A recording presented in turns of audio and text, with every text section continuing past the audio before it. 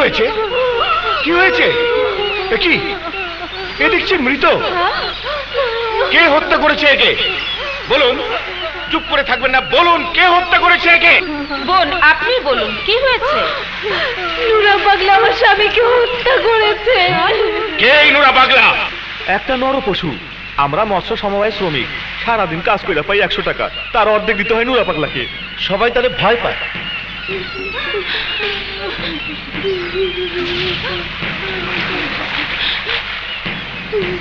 তাকিয়ে দেখো বাচ্চা দুটোর দিকে, কিভাবে অসহায়ের মতো তাকিয়ে আছে।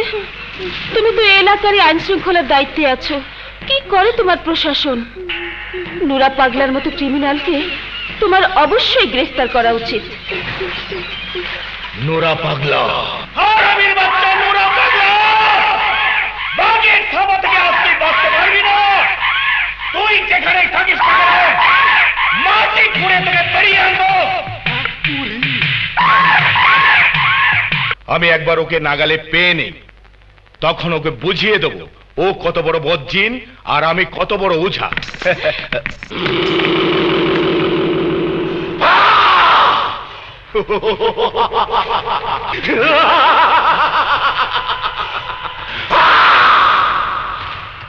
তুমি হাকিম হইয়া হুকুম করো, পুলিশ হইয়া ধরো, সরফর হইয়া দংশন করো, ওঝা হইয়া ঝাড়ো। আরে আমার মনে কি আনন্দ, আমার মনে কি আনন্দ, শুধু তোমার কলিজা চাই, কলিজা চাই। তুই আমার কলিজা নিবি? আরে হারামের বাচ্চা! অসহায় গরিব মানুষগুলো দুবেলা পেট ভরে খাওয়ার তাগিদে সারাদিন কাজ করে যে পয়সা পায়, সেই পয়সার উপর তুই ভাগ নিস আর নাম দিয়েছিস নুরা পাগলা। আজ তোর ভণ্ডামি শেষ করে দিয়ে এমন শিক্ষা দেব যাতে বাংলার মাটিতে ধর্মের নামে কেউ ভণ্ডামি করতে সাহস না পায়।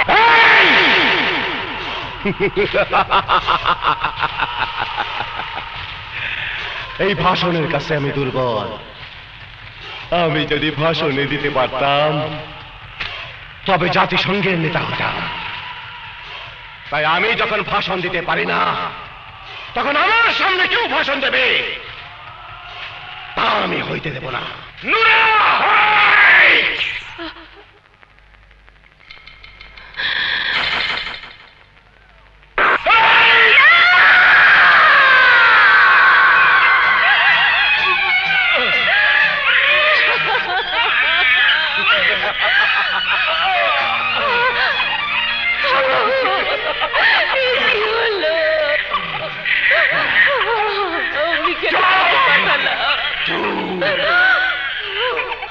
শেষ গোসল করাইয়া আতর চন্দন দিয়া দাও না তারে সাদা কাপড় পরা।